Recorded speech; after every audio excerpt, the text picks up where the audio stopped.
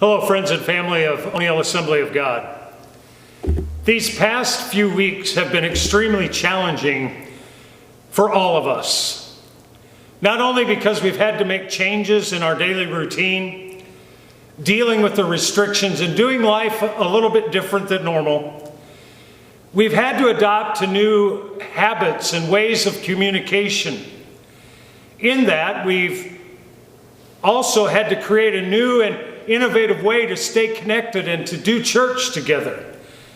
Just a way for us to come together and worship has been a challenge.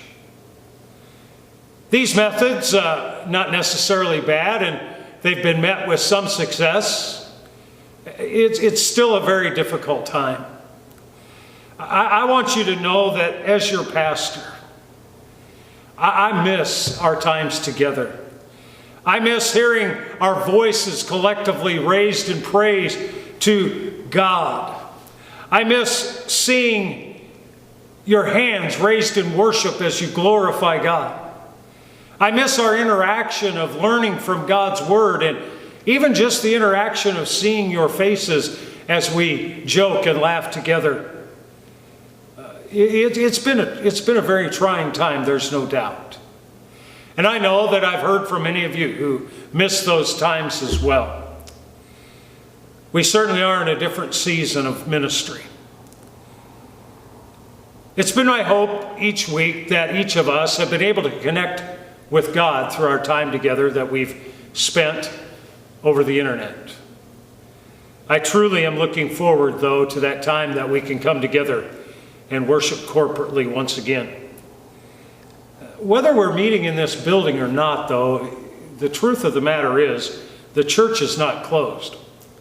You see, the church is not the boards and the beams and the paint and all of the stuff that collectively make up the building. No, the church is you and I, the born-again believers. And as far as I can tell, I haven't been closed.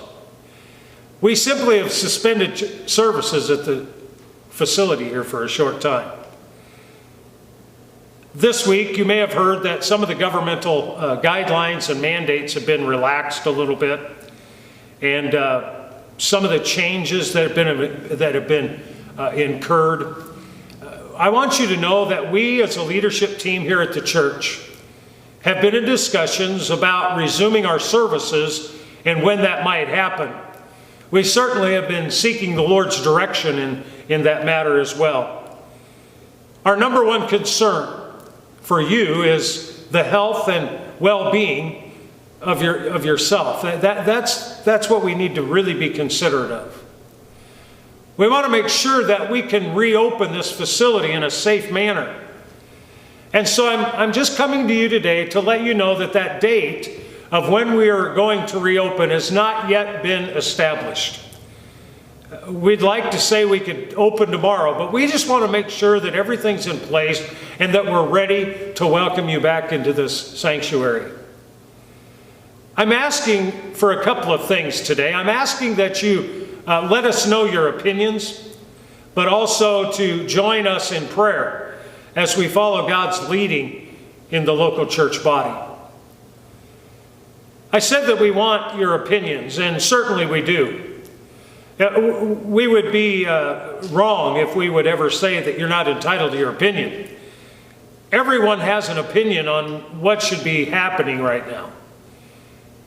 George Clooney probably said it best when he says the simple truth is that everyone has an opinion. Everyone has the right to voice it, and they should if they want to. So we would certainly like to be mindful of your opinions in the matter of how and when we open the church. We'd also like you in that opinion process to consider your brothers and sisters and how it affects them as well.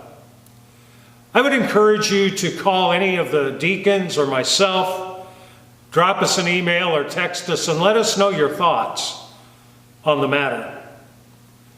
I also ask for your patience as we work through this together.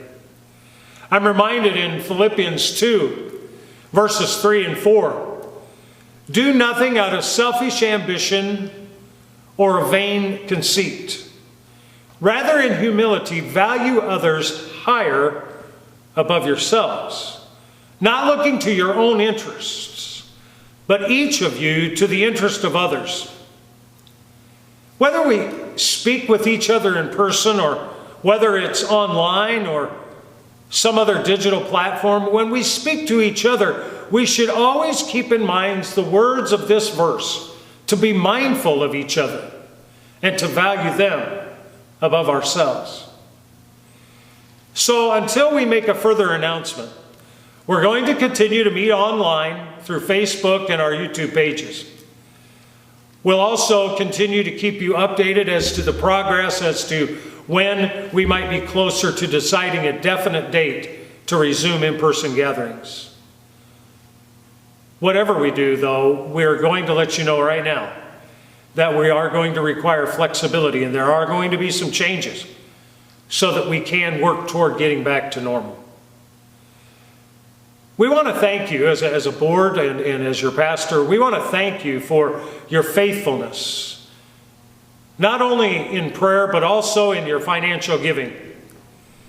As we continue to minister and as we continue to bring church to each one of you through these means and to minister into our community as we've always done, our expenses continue as well. We ask for your continued financial support. If you've been blessed by this ministry, continue to support it. You can either mail your contribution to our mailbox at Post Office Box 186 or leave your offerings at the office. And we've also established an online giving platform where you can give digitally, safe and secure, just simply by going to our homepage at www.oneilag.org, and there you'll find the link to the donate button. Finally, I want to just also say that this is not a time to be fearful. One thing I've noticed is a lot of fear in our community and in the lives of people who are out and about. This is not a time to be fearful. It's a time to be smart, but it's not a time to be fearful. What it is it's a time for us to learn more about our relationship with God. It's a time for us to know that we can lean into the arms of God and trust Him to keep us safe. Rest in the calm assurance that God knows you by name. He knows you, your very being. He knows who you are. And certainly this pandemic has not taken God by surprise.